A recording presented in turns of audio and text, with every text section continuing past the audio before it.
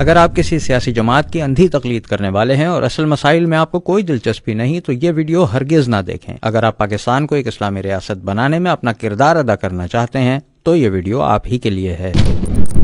بہت سے لوگ جاننا چاہتے ہیں کہ آخر ہم ٹرانسجنڈر ایکٹ 2018 کے خلاف کیوں ہیں؟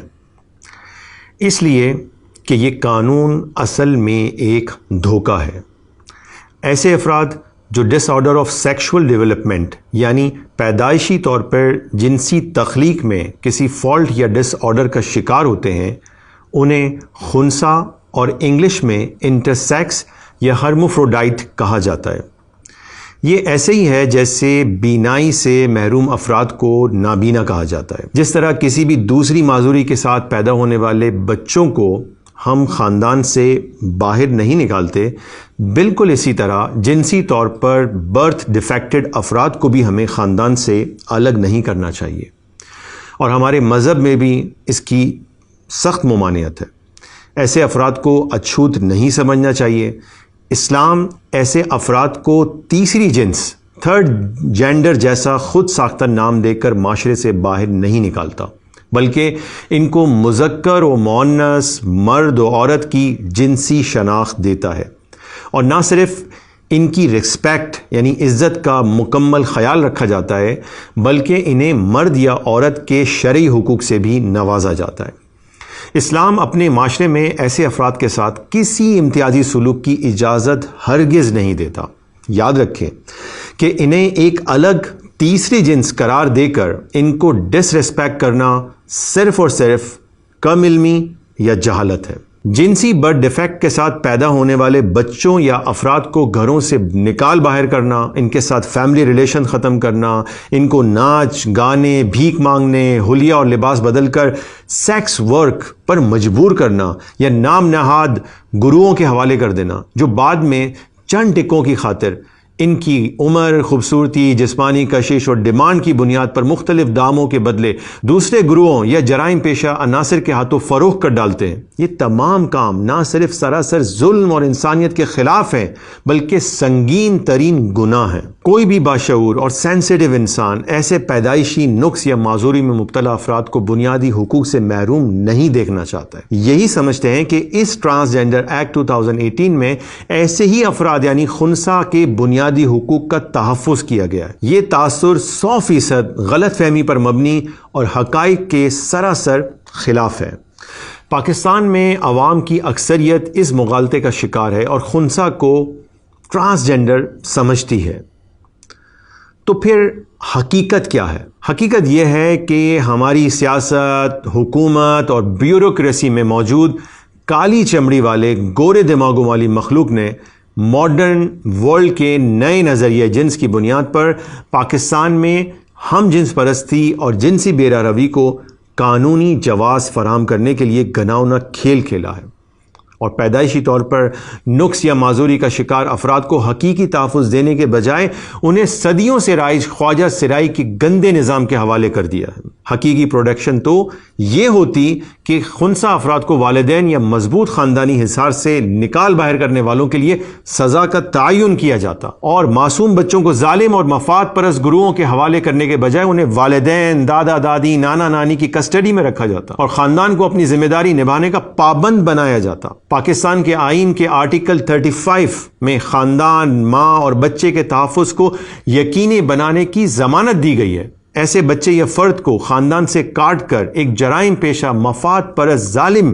گروہ کے حوالے کرنا کیا نام نہاد انسانی حقوق اور چائلڈ رائٹس کنونشن CRC کی خلاف ورزی نہیں ہے؟ کئی وجوہات کی بنا پر ہم اس ٹرانسجنڈر ایکٹ 2018 کو آئین پاکستان کے منافی، غیر انسانی بلکہ غیر شرعی سمجھتے ہیں۔ اگر اس قانون کا مقصد خنثی یعنی انٹرسیکس افراد کو حقوق دینا تھا تو پھر اس کا نام ٹرانسجنڈر پرسنز ایکٹ 2018 کیوں رکھا گیا؟ اگر آج بھی اس میں مناسب ترامیم کر کے اس کا نام intersex persons protection of rights act رکھ دیا جائے تو یقیناً کسی کو اعتراض نہیں ہوگا۔ دراصل خنثی یعنی انٹرسیکس کی آڑ لے کر ٹرانسجنڈر کے تحفظ کے لیے یہ قانون بنایا گیا ہے۔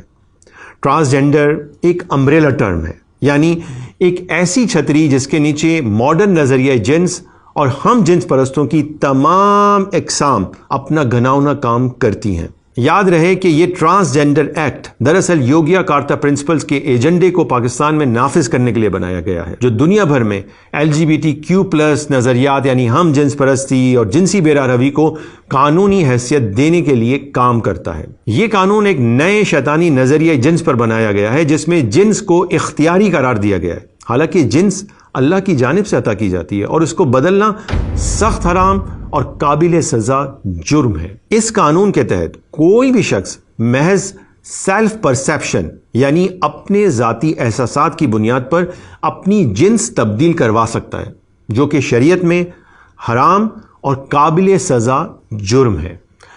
2021 کی رپورٹ کے مطابق 28,723 لوگ اس قانون کے تحت اب تک اپنی جنس تبدیل کروا چکے ہیں۔ اسی قانون کے تابع ٹرانسجینڈر رولز 2020 کے تحت ہر ایک کو سرجری یا ہارمون تھراپی کروا کر اپنی جنس تبدیل کرنے کی اجازت دے دی گئی ہے۔ رولز 2020 میں جس دستاویز کے تحت اجازت دی گئی ہے وہ WPATH نامی تنظیم کی تیار کردہ اسٹینڈرڈ آف کیئر کے مطابق ہے، جس کا ہر جملہ شریعت سے متصادم ہے۔ اس قانون کے تحت ہم جنس پرست شادی کو راستہ اور قانونی جواز فراہم کر دیا گیا ہے، حالانکہ اس عمل کو جائز سمجھنا کفر ہے۔ اس قانون کے تحت خواجہ سراؤں کو تحفظ فراہم کیا گیا ہے جو اصل میں مرد ہوتے ہیں اور ناچ گانے، جنسی جرائم اور بھیک مانگنے کو اپنا پیشہ بناتے ہیں۔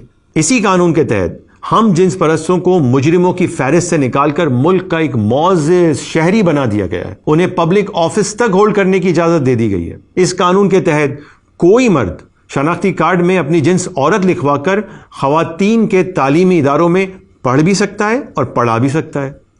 اسی قانون کے تحت کوئی عورت شناختی کارڈ میں اپنی جنس مرد لکھوا کر وراثت میں بیٹوں کے برابر حصہ لے سکتی ہے، کسی سرکاری مسجد میں امام تک بن سکتی ہے اور کسی بھی مسجد میں مردوں کے ساتھ صفوں میں بطور نمازی کھڑی ہو سکتی ہے۔ اور یہ قانون نیکی اور پاک دامنی کی حوصلہ شکنی کرتا ہے اور جنسی مجرموں کو انکریج کرتا ہے۔ اس کے علاوہ یہ قانون ہمارے ایمان، خاندانی نظام، نظام عدل، نظام تعلیم، نظام معیشت، صحت، نکاح، وراثت بلکہ تمام اسلامی معاشرتی ویلیوز پر منفی اثر ڈال رہا ہے۔ اور یہ قانون پاکستان کے آئین کے بھی خلاف بنایا گیا ہے، کیونکہ آئین کے آرٹیکل 227 میں درج ہے کہ تمام قوانین کو اسلامی احکام کے مطابق مرتب کیا جائے گا اور کوئی قانون اسلامی احکام کے خلاف نہیں بنایا جا سکتا۔ اب سوال یہ ہے کہ ایسا غیر شرعی، غیر آئینی اور شیطانی قانون آخر بنایا کس نے؟ 2018 میں حکومت تھی PML نون کی اور پرائم منسٹر تھے جناب شاہد خاقان عباسی۔ ٹرانسجینڈر بل پیپلز پارٹی کی جانب سے پیش کیا گیا تھا۔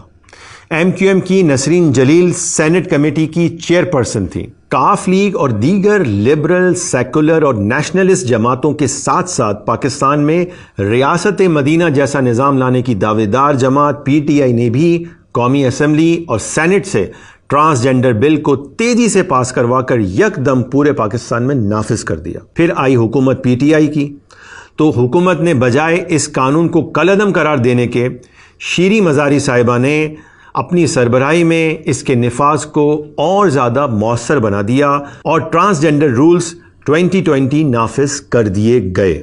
شعور اس غیر اسلامی قانون کو پاکستان سے ختم کروانے کی مہم کا آغاز کر چکا ہے۔ اسلامی جماعتیں، سماجی ادارے اور غیور مسلمان اس غیر اسلامی قانون کے خلاف آواز کب اٹھائیں گے؟ ہماری دعوت ہے کہ ہر سیاسی اور مذہبی جماعت کا کارکن زندہ ضمیری مذہبی غیرت و اہمیت کا مظاہرہ کرتے ہوئے اپنی اپنی قیادتوں، منتخب نمائندوں، سینیٹرز، MNAs، MPs اور پارٹی عہدے داروں سے اس ناپاک شیطانی قانون کے خاتمے کا پرزور مطالبہ کرے اور اپنی دینی اور اخلاقی ذمہ داری پوری کرے۔ ٹرانسجینڈر ایکٹ کے بارے میں مزید حقائق جاننے کے لیے شعور کو فیس بک اور YouTube پر فالو کیجیے۔